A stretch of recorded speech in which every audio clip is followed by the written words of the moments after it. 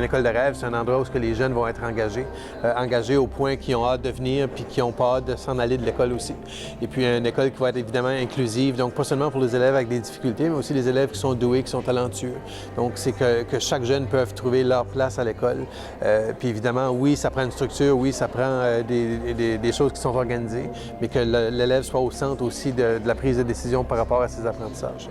Un moment qui est revenu plusieurs fois dans ma vie scolaire, qui était quand les enseignants écrivaient au tableau plein de choses à faire dans une journée ou une après-midi, puis qu'on avait la liberté finalement de faire les choses dans l'ordre qu'on voulait, qu'on pouvait avancer un projet personnel à la fin de la journée. Cette espèce de sentiment de liberté m'apportait un grand bien-être. Je crois que l'avenir de l'éducation, c'est ça. Est-ce qu'on est capable de faire en sorte que plus souvent qu'autrement, nous ayons dans nos classes des profs qui soient à la fois capables de relations, de considérer leurs élèves, de leur faire confiance, et en même temps de générer un certain stress chez ces jeunes-là en les stimulant, en les intéressant pour des choses qu'ils ne maîtrisent pas encore. Il y a une espèce de jeu là, qui est assez paradoxal, mais qui a marché dans mon cas. Moi, je pense que d'abord, l'école des rêves, ça part de l'enseignant. Et ça part de la qualité de l'enseignement et de la qualité de la relation que les enseignants ont avec les élèves. Et là, moi, je pense que tout est là, et de l'accompagnement qu'on fait des enseignants et de tout ce qu'on met autour pour leur permettre d'avoir une belle qualité de relation avec les élèves.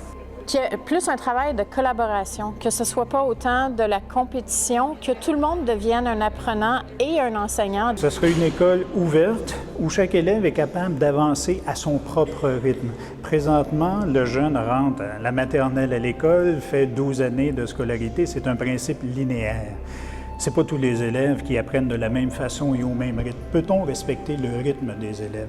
Peut-on ouvrir les classes? Pourquoi être confiné dans des rangées, dans des classes? Il y a d'autres façons de voir le modèle de l'école et là, tous les modèles sont possibles et envisageables. Il faut être créatif. C'est ça qui est intéressant parce que notre défi, c'est d'être créatif aussi pour stimuler nos élèves.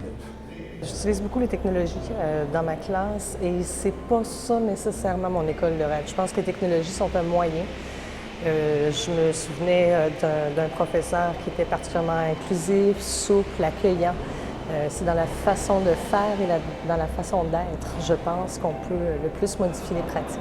L'école idéale, c'est celle où, à mon avis, la structure est assez souple pour permettre la réalisation de projets qui sont mis de l'avant et qui souvent pourraient se réaliser même avec le financement dont on dispose, mais les règles de fonctionnement, les règles de financement sont souvent tellement complexes qu'il n'est pas possible de réaliser des idées qui des fois sont pas si compliquées que ça.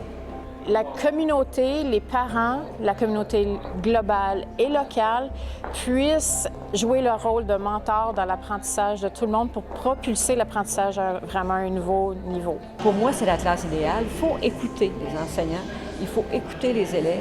Je pense qu'on peut y arriver, malgré nos encadrements qui sont un peu lourds.